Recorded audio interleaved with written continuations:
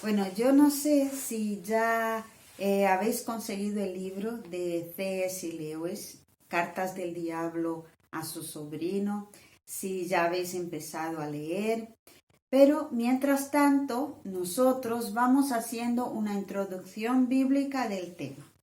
Y hoy, pues yo voy a seguir lo que Washington ha empezado, el último video, que hablaba de la universalidad de la tentación, es decir, que todos somos tentados. Tú y yo no escapamos de esta trampa de Satanás. Y yo quería invitarte a abrir tu Biblia en la primera carta de Pedro, capítulo 5, y vamos a leer del verso 8 y 9. Vamos allá. Primera de Pedro 5. Dice así: sed sobrios y velad, porque vuestro adversario, el diablo, como león rugiente, anda al derredor buscando a quien devorar, al cual resistid firmes en la fe, sabiendo que los mismos padecimientos se van cumpliendo en vuestros hermanos en todo el mundo. Ese es un texto conocido de nosotros, ¿no? No es tan algo que nunca hemos leído. Y es interesante porque Pedro nos dice que no debemos bajar la guardia. Él habla de estar sobrios y velad. Sabemos que una persona que no está sobria, sus reflejos, su atención va a estar muy diluida, muy lenta, pero una persona que está sobria, que está velando, tiene la atención como aguzada. Pues así es lo que nos recomienda Pedro, porque en cualquier momento, cuando se presente la víctima o la presa, el león atacará. Y la cuestión es, ¿cuándo va a atacar el león? ¿Cuándo va a atacar Satanás? Si tomamos esta figura entre un predador y una presa, el predador elige su presa primero por su debilidad y por su condición de vulnerabilidad. Si pensamos en un león y en una oveja, podemos ver, por ejemplo, quizás un cachorrito, un corderito, o quizás una oveja un poco más lenta, quizás enferma, que se aleja un poco del rebaño. Y alejarse del rebaño también se aleja de la persona del pastor. Y en este momento es cuando el león nos ataca, porque estamos aislados, separados, vulnerables. Entonces quiero que pongan mucha atención en esa táctica de Satanás. Primero nos aísla y luego nos devora. Hay una parábola, entre comillas, entre las cocineras, que es la parábola del espaguetis.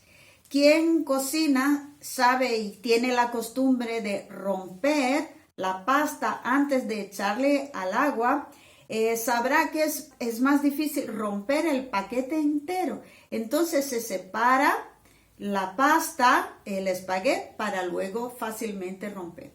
Y es lo mismo lo que Satanás hace, por ejemplo, con la iglesia de Cristo. Nos divide y luego nos rompe. Y quiero que tengas en mente esa táctica del aislamiento que Satanás busca para atacarnos, porque luego cuando empecemos a ver las cartas en el libro, vamos a ver ese aislamiento que el enemigo promueve entre los cristianos. Es importante saber que tú no estás solo. Si nosotros ponemos atención en el versículo 9, dice lo siguiente, la segunda parte del versículo: sabiendo que los mismos padecimientos se van cumpliendo en vuestros hermanos en todo el mundo. Es decir, que la tentación no es privilegio de algunos. No debemos pensar que al ser tentados somos los peores cristianos y decir, yo por favor, ¿por qué estoy enfrentando esa lucha en esta área? Es que soy muy débil. Y tampoco ir al otro extremo, creer que Satanás te tienta porque tú eres demasiado espiritual, porque si no, es que porque yo soy un cristiano muy fiel, porque yo oro mucho, entonces el diablo viene en contra mío. No, no es así, porque luego vas a caer en el pecado de la presunción espiritual. Quiero llamaros la atención sobre ese tema del aislamiento. A no ser por cuestiones de contagio, de una enfermedad contagiosa, el aislamiento nunca es bueno, tanto en el aspecto psicológico y menos en el aspecto espiritual. Es una estrategia de Satanás para facilitar sus ataques. Entonces, al pensar, primer punto, pensando que estamos solos y que no contamos con nadie, nos hace creer que nosotros podemos vencer solos la tentación. Y sabemos que una oveja que está en medio de la manada no será una presa fácil. Al contrario, los machos cabríos, los más fuertes, la defenderán y atacarán al león o al lobo, lo que sea. Es interesante también ver que esa palabra está en plural. Es decir, que cuando dice resistir, firmes en la fe. Y está en la segunda persona del plural, que es vosotros, dice, se van cumpliendo en vuestros hermanos. Entonces, cuando se habla de resistir a Satanás, es resistir en conjunto, resistir juntos como manada. Segundo punto importante que tú debes pensar en evitar ese aislamiento es que cuando estamos solos, fácilmente caeremos y nos sentiremos avergonzados. Y ya sea por vergüenza o por orgullo, al revés de buscar la cura y el apoyo en medio del rebaño, en medio de nuestra manada, nos aislaremos más todavía. Y entonces pasaremos de presas fáciles a ser rehenes de Satanás. Y puede que caigamos en una especie de telaraña donde más tratamos de salir, más nos enredamos, ¿no? Y quedamos ahí. Quiero que pienses que el entorno familiar y el entorno de la iglesia son entornos protectores.